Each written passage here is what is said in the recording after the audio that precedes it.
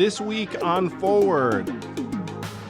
There are a lot of people now who are just saying wait till 28. And meanwhile, the rest of us are like, so you're okay with writing off 4 years under Trump, even though you tell us he's going to be a fascist dictator? Yeah. And that was one of the reasons why I admired Dean so much, is that there were a bunch of luminaries in the Democratic Party who have said, like, I'm going to wait till 28 because Joe's going to win or lose, and then it'll be my turn. It's like, okay, the country kind of needs you now. Yeah.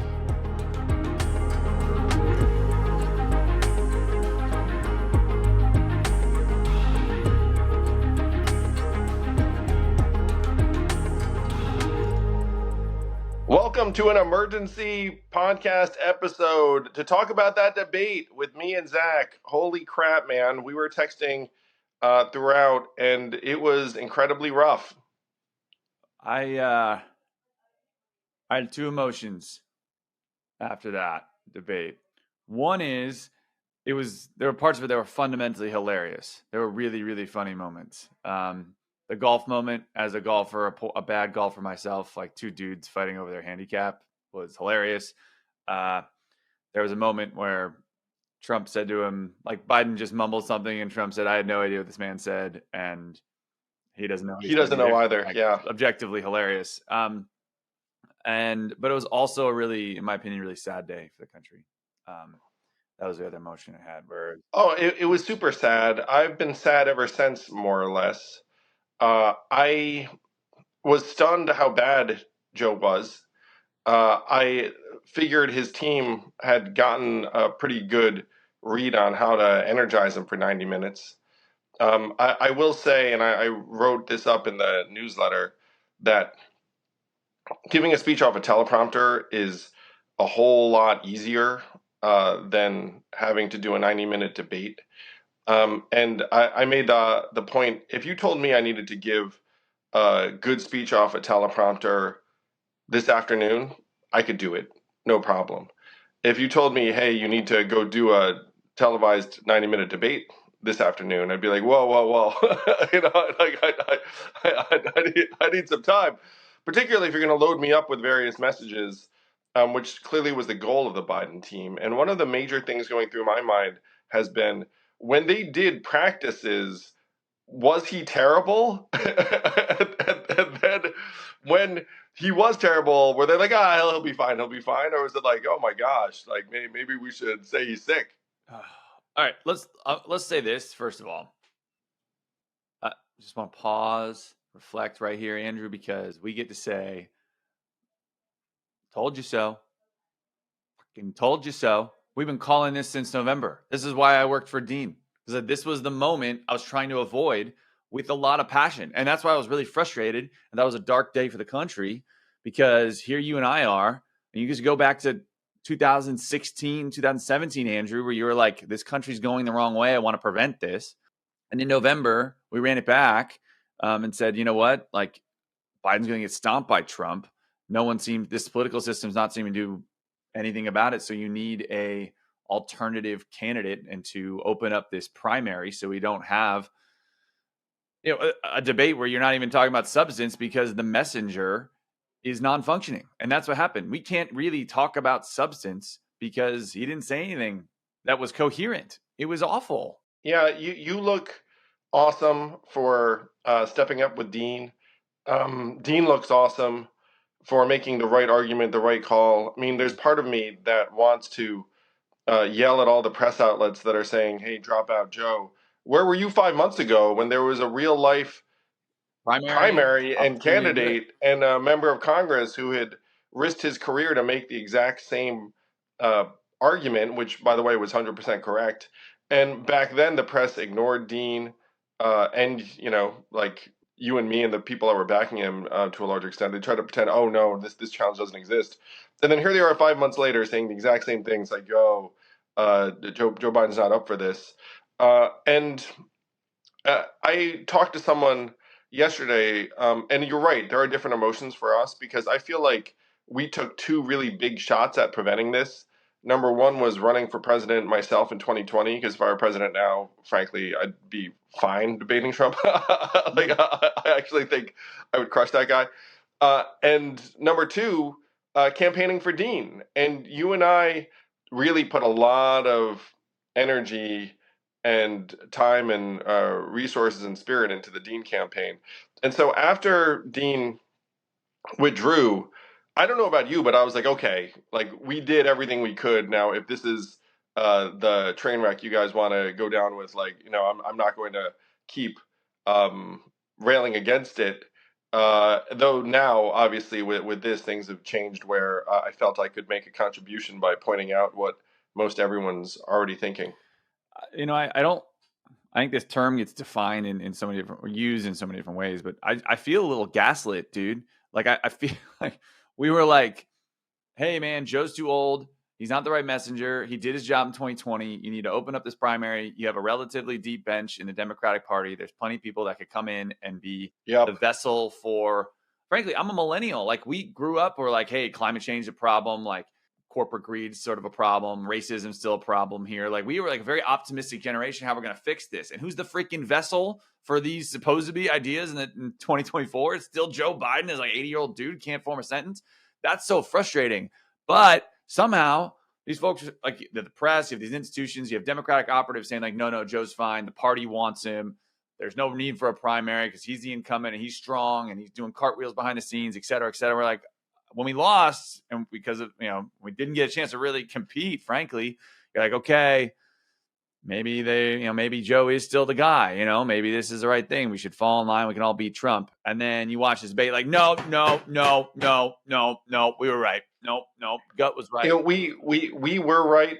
They were wrong. And one experience I have that gave me a deep sense of the dysfunction, Zach, was going to see Joe Biden live in South Carolina, where Evelyn was there too, and Evelyn gasped when we saw him and just said, he looks so different. It looks so old compared to even a few years ago. And during that event, the people there started chanting 4 more years.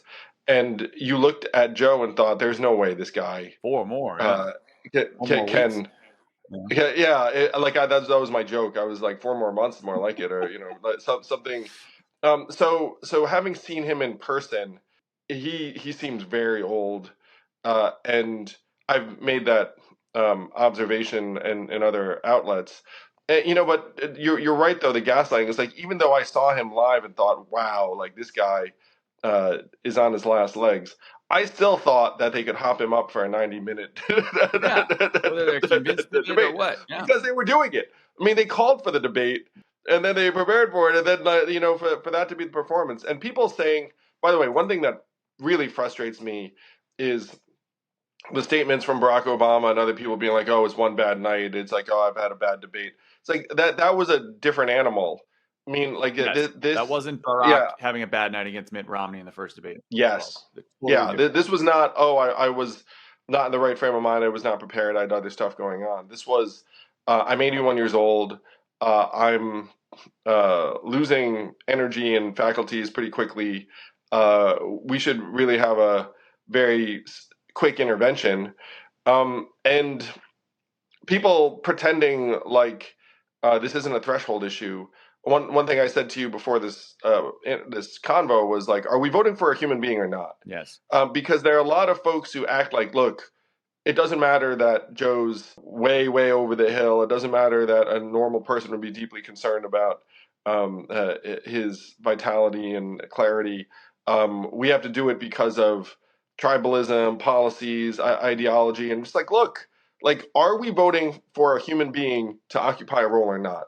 Because if we are, this is the wrong human being. and there are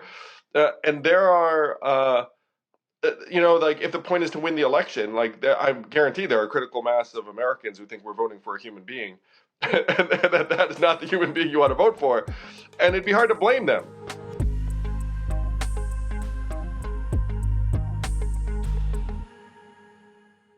Hey everyone, very exciting. We have a special Q&A episode coming up. You can send your voice memo, maybe you'll hear your recording on the podcast, or an email to mailbag@andrewyang.com, and we will do our best to answer your question and have it on the show.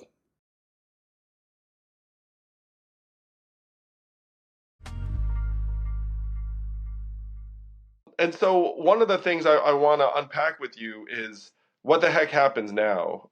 So I certainly feel for you in the sense that we are among a relatively small number of people who left it out on the field for a better alternative within the Democratic Party earlier this year. And for the people who supported Dean Phillips, in part because Zach and I supported him, thank you, thank you, thank Yes. you. Like, you are among that number. So we have a different energy about the situation now.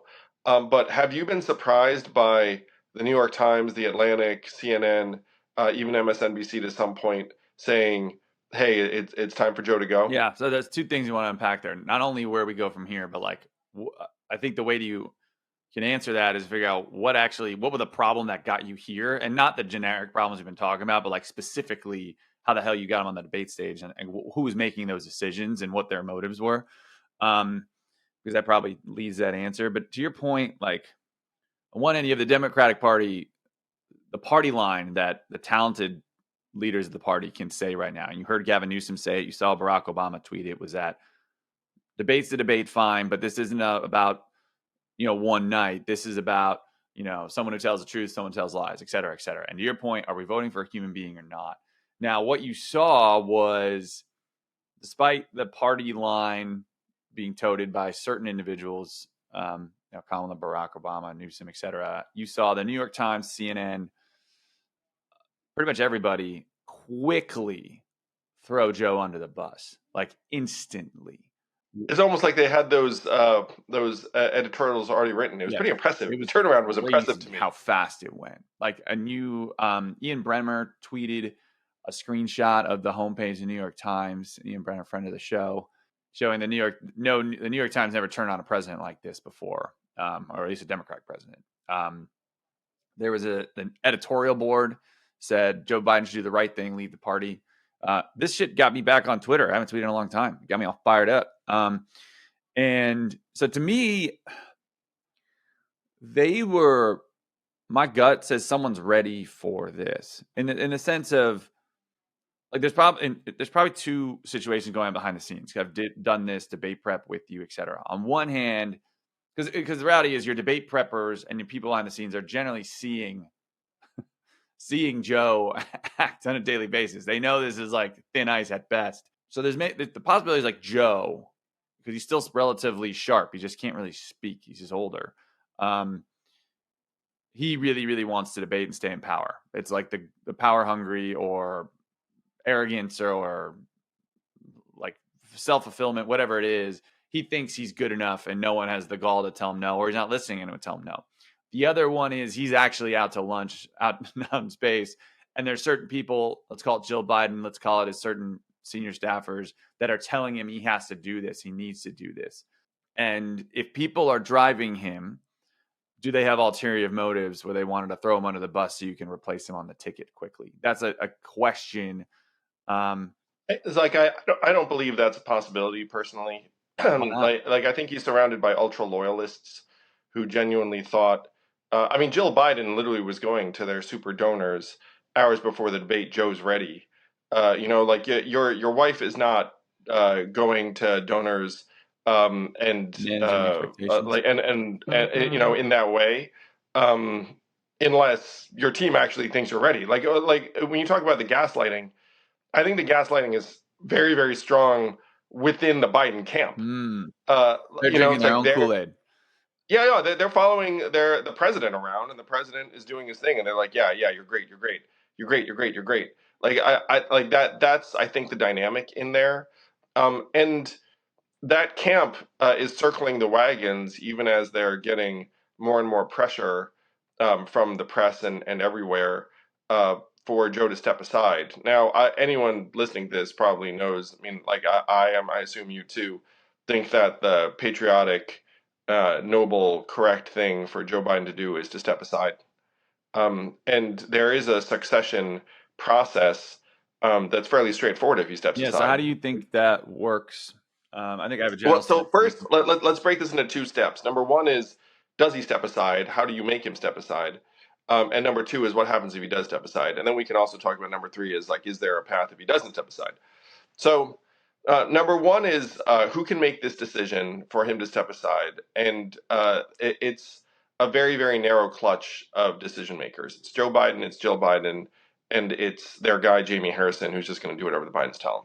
So you're talking about maybe really two pure decision makers, and then you have a group of, let's call it a dozen high chieftains of the Democratic Party that if they were to come out publicly, it would be a real problem.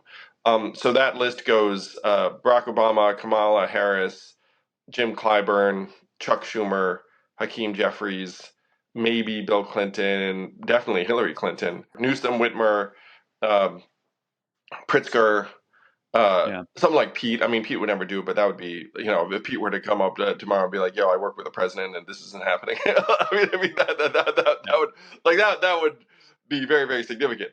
So there's a set of, let's call it 1 to 2 dozen elder statesmen who could be massive needle movers, statesmen and women, and then you have several hundred electeds, where if any member of Congress or a senator, not even Schumer or Jeffries, but just you had a press conference and said, "Hey guys, like this is the wrong move." That this is a possibility, given that some of these folks are in races that they're going to lose if Joe's at the top of the ticket, and so that's something that is circulating now. There's not a lot of backbone in that crew to flout the party, Right. Because they're kind of lower in the totem pole. And here's an interesting one that no one is talking about, but I think is freaking genius if someone were to do it. There are 4,000 pledged delegates to Joe Biden. Right.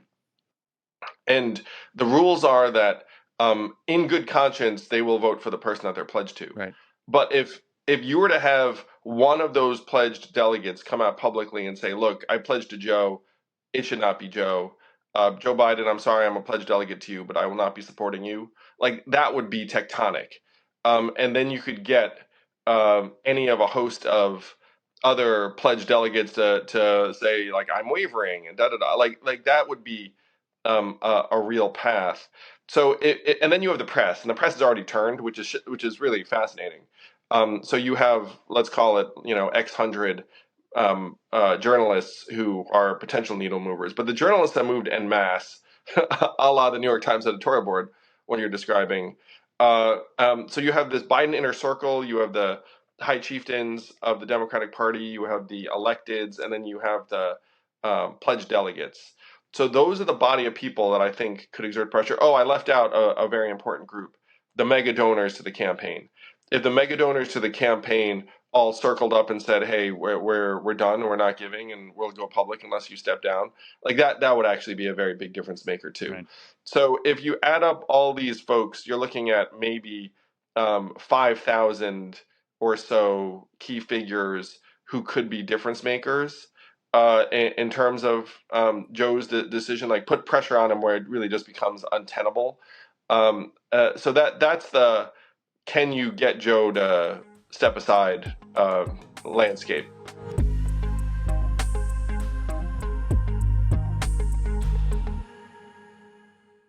This podcast is sponsored by Helix Sleep. I've been a mattress guy since my 20s because I always figured if you're going to do something for almost a third of your life, you should try and do it right, that anything you invest in a mattress, you'll get back many times over in terms of health, energy, and productivity. But Helix Sleep wasn't around way back then. I really wish it were. Imagine getting a personalized mattress shipped straight to your door, free of charge. Just take the Helix Sleep quiz. I was matched with a Dawn mattress because I wanted something that felt firm, and I sleep on my back. Now, how do you sleep? Go to the Helix Sleep quiz. Tell them, and then you can get a mattress sent to your door for a 100-night free trial, I know, with a 10 or 15-year warranty. Don't take my word for it. Helix has been awarded the #1 mattress pick by GQ and Wired magazine. Helix is offering up to 30% off all mattress orders and 2 free pillows for our listeners. Go to helixsleep.com/yang. That's helixsleep.com/yang. This is their best offer yet, and it won't last long. With Helix, better sleep starts now.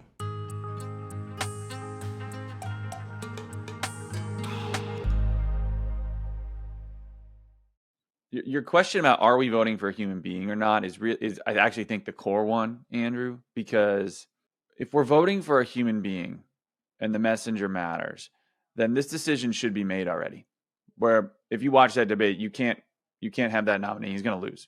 And what should happen is Joe Biden, in any other scenario, the president who's unfit to lead, let's call it that, should say, hey, my delegates, you're loyal to me. You should be loyal to my vice president right now. I'm going to step aside. We'll nominate another vice president, but I'm going to nominate this new president. Or you should make your own determination. I'm stepping aside. Yeah. And that's very... So what happens is if they free up, if those delegates free up, they're free to pick anybody, but they're loyal to Joe, and they'll probably stay that way. That mutiny thing, I guess it's not impossible, but it's very, very difficult. Those are Democratic diehards, they'll go to Kamala, but they won't all go to Kamala at the convention. Well, they would go to Kamala if Joe said go to Kamala. Right, but some would probably split. Some would split. Not all of them. The vast majority would still go to Joe. Well, if Joe said, I think there's a real chance if Joe steps aside, Joe says it's for the party to decide. I'm not clear that he's going to put his weight behind Kamala in that way. And your problem with Kamala is that her numbers are worse than Joe, as is. So then it does become a people election, and we lose that one too. So there is a world where he can pledge them to an open convention and craziness. We can not pledge them, let them free. Chaos would ensue. So first, let's try and handicap. Do you think that he does step aside either because he has a change of heart or because he's pressured to do so prior to the convention? The convention's in August. But I mean, the way this process unfolds, though, is you kind of need him to do it quick. Yeah. He needs to do it. If he's going to do it, he needs to do it pronto. So what do you think is going to happen? Do you think he steps aside or no? No, I think we have Weekend at Bernie's from here on out. I think I'm just seeing this is what because what happened is Gavin Newsom's no, absolutely he's come out and said it's ridiculous to think Joe Biden's our nominee. Barack Obama, Reid Hoffman, the big donor, emailed all the Democrats. I got this email, or I got to forward it to me, and I saw it on Twitter. The big donor, they got the biggest donors coming out and saying Joe's our guy. He's going to be fine. They're going to pretend this didn't happen. It's one bad night and hope for the best. That's what I think. So one of my principles in life now, Zach, is never underestimate the dysfunction of the Democratic Party. And so there's a big part of me that agrees with you and thinks that that Joe does not drop out, and everyone grits their teeth and says it was just a bad debate, which in my opinion is false. But I do have a vision of Joe Biden giving an emotional speech and stepping aside, and I hope that comes to pass. I mean, not because I don't respect Joe Biden as a human being. I mean, that would actually be the pinnacle of his public service for him to give that speech. Yes, do what RBG did not do. Yes, and I hold out hope. One thing I will say, too, is that some of the people that are making public statements saying Joe are privately making plans to be his replacement. I hold out hope, too. So there is something happening, and the press is a key component of the Democratic machine, and if the press turns on you in this way, it's very hard for me to imagine the campaign thinking it can be successful. There are a lot of donors that are influenced by the press. So I'm going to be somewhat optimistic and say I believe that Joe does drop out. I love it. Sometime.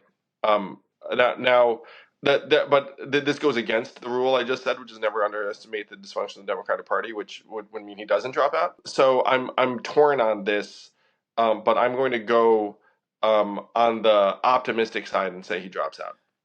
I hope so. I hope there's a dogfight at the convention. That'd be great. I mean, it will be dark because it won't be Democratic. You will have a nominee that was not elected in any shape or form, unless. Hey man, you'd rather have 4,000 people choose than one person choose. If that one person, that's true. You'd rather have clinging to office. And look, I don't love this process either.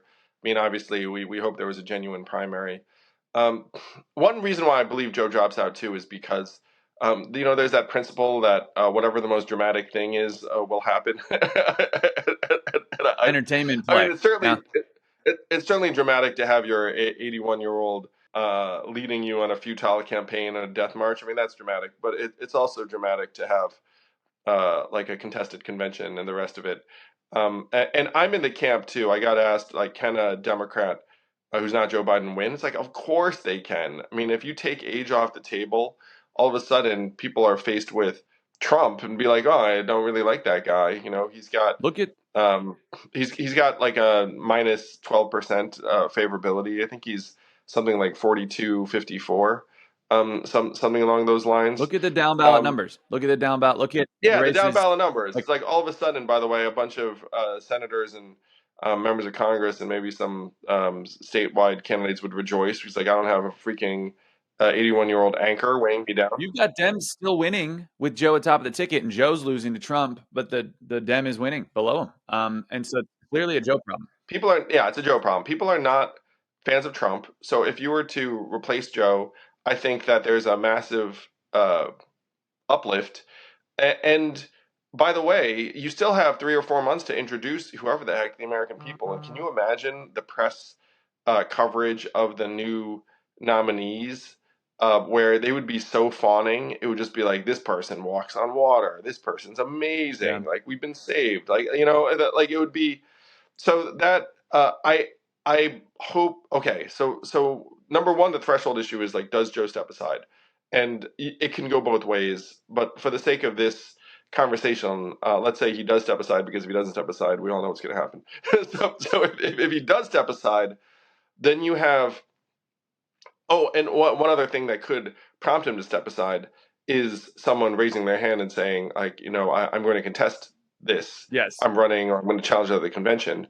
I think that him stepping aside precedes like the Gavin Newsom declaration or whatever the heck. I do think some of that stuff is happening behind the scenes. So you would have a clutch of candidates, maybe half a dozen, who each declare, and then they would jockey for the 4,000 delegates or so. And then there are some super delegates who essentially consist of the electeds who get to vote if there's no majority winner in the first round.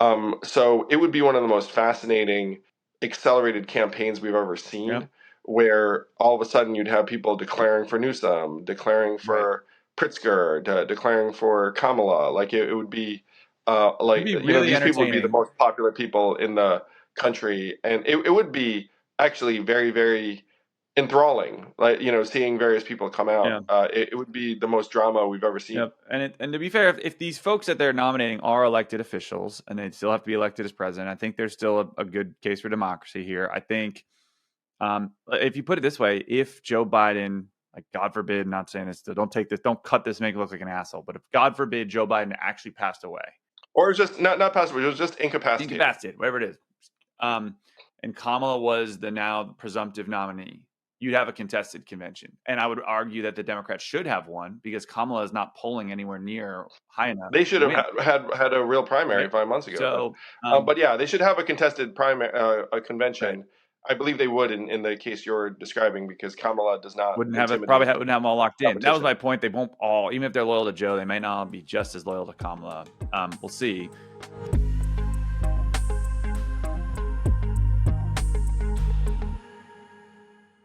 Hey all, if you know me, you know I'm not that handy in the kitchen, and I have become a huge believer and booster of Factor.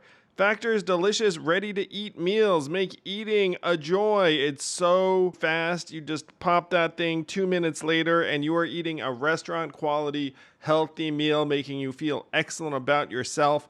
My favorite is the turkey chili with zucchini, and there is so much more to choose from. You never get tired of it. It fits any budget. It's fast, healthy. It is going to be the new Factor in your life. Yes, I'm a fan. Head to factormeals.com/yang50 and use code yang50 to get 50% off your first box and 2 free wellness shots per box while subscription is active.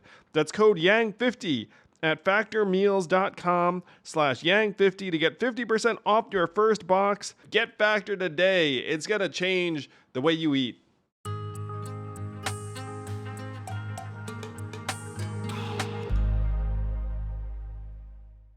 The other piece is I would suggest that we actually nominate the unknown generic Democrat. Oh, Evelyn asked me this question, and then I just said Roy Cooper. Great. Don't know him. Great. Evelyn said, "Who's that?" And I said, "Exactly." Perfect. That's why Dean would have been great. And this, I would suggest Gavin Newsom loses to Trump. I haven't seen the numbers on there are like vague and sparse and not real, but Gavin Newsom, I think he's got a lot of strengths. If you look at the way he communicates, I think Gavin in some ways is the opposite of a generic Democrat because he's like a branded significant California Democrat. That is for context, my opinion, but I think I'm very, very much right on this one. Gavin Newsom is the perfect type politician that Donald Trump eats for lunch. California's got its own problems. He was the biggest like lockdown, COVID, mask rules, etc., close the schools, and also going to parties at French Laundry without masks. Like this is the guy that Trump will eviscerate on hypocrisy and being rules for thee, not for me type. Yeah, he has an identity in people's minds. If you were to have, let's say, a Shapiro Whitmer ticket or something like that, then you have two of the three key swing states, pretty much one, in my opinion, in the form of Pennsylvania and Michigan, and then everyone would just descend on Wisconsin. You win that, then you're done. So I mean, and Whitmer probably gets you Michigan. So that they're and those people are not as branded as Newsom. Certainly. To your point, yeah, it would like a lot of people would be like, who? And then after all of the coverage, people are like, oh, these people are good. So I think that some governor team up. You know who also is a name that people should know is Gina Raimondo, the former governor of Rhode Island, has a lot of respect and credibility in Democratic circles. So you would think Rhode Island doesn't matter electorally, which it does not. But Gina, I believe, is someone that a lot of people would back. So that there, and then there are of course the usual figures. So it would be the most dramatic thing we'd ever seen in terms of the delegates, the rounds, the second round. You'd probably have a few finalists, and I'm here for it. I mean, people say, "Oh, tear the party apart." It's like, okay, so you're gonna take a sure loss with Biden ahead of like a little drama. I mean, sure, you have to hash things out, but isn't that what you guys are for? And it's one of the things that it's a case that Ezra Klein makes. It's like, this is the way the Democratic Party used to do things routinely. It's just that, they've lost the muscle memory. They've lost the independence. And I joke, instead of calling yourselves the Democratic Party, because you clearly are willing to, and oh, by the way, and I just want to say this, it frustrates me to no end how Joe Biden's like, I'm here to defend democracy, but no one's allowed to vote for anyone else. I mean, what is that bullshit? You know what I mean? It's like, I'm here to defend democracy, no primaries. I'm here to defend democracy, no primary debate. It's madness. If you're going to have democracy, you'd prefer it if there were actual human, people voting, like Americans that aren't Democratic insiders. But I said before, you'd rather have 4,000 people making a choice than one person.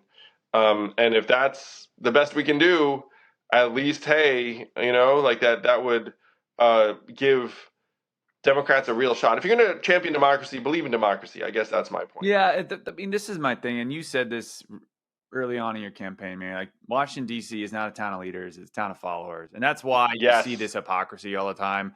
It's like the same party that says we got to uphold democracy is the same one like proactively, publicly scheming to get rid of their literally publicly elected in all the primary ballots like candidate, but then also ruin that to be an actual primary and won't talk about that piece of it. You just go back and forth in hypocrisy. And the reality is, or the most hypocritical thing they do is they actually spend money boosting election deniers in Republican primaries because they'll be more beatable. They're just trying to keep their job, Andrew. That's the gig. And that's why I think they'll probably stick the course, because more people or less people lose their job if they stay on this current course? Less people will lose their job. Anyone in the Biden administration will just keep their existing gig until January. Oh, yeah. There are a lot of people now who are just saying wait till 28. And meanwhile, the rest of us are like, so this country's burning. You're okay with writing off 4 years under Trump, even though you tell us he's going to be a fascist dictator. But internally, to your point, a lot of them are thinking like, well, we'll just be here in 28.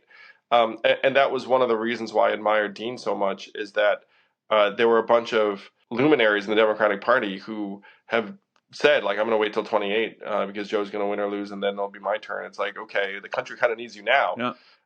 And Dean was the only one who stepped up.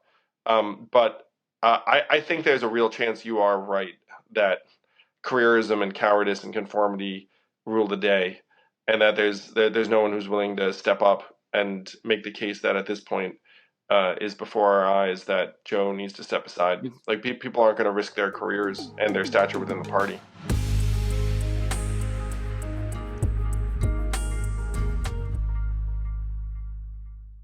If you enjoyed this episode, please be sure to follow and subscribe. This podcast is sponsored by ExpressVPN. How did you choose which internet service provider to use?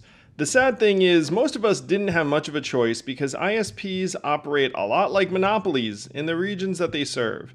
They then use this monopoly position to take advantage of customers, and yes, they even sell your data, your activities to advertisers and big tech companies, and you don't see a dime. That's why I protect my internet surfing and devices with ExpressVPN. When you use ExpressVPN, it's like a magic portal to a perfectly safe and anonymous internet. And don't take my word for it. This is the #1 VPN service according to CNET. It's used by major companies all over the world. So stop handing over your personal data to ISPs and other tech companies who then mine your activity and sell off your information. Protect yourself with a VPN I trust to keep my privacy online. Visit expressvpn.com/yang. That's expressvpn.com/yang to get 3 extra months free. Go to expressvpn.com/yang right now to learn more.